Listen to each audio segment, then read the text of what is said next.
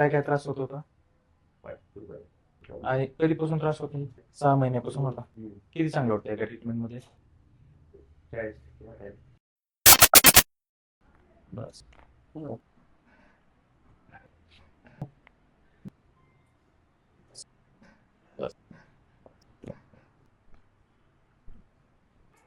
बस.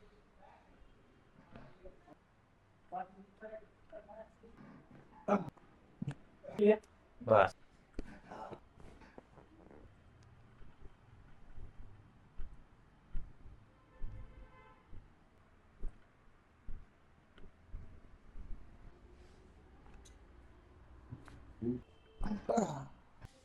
Okay बस.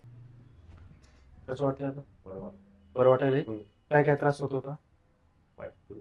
कंबर दुखत होती आणि कधीपासून त्रास होत नाही?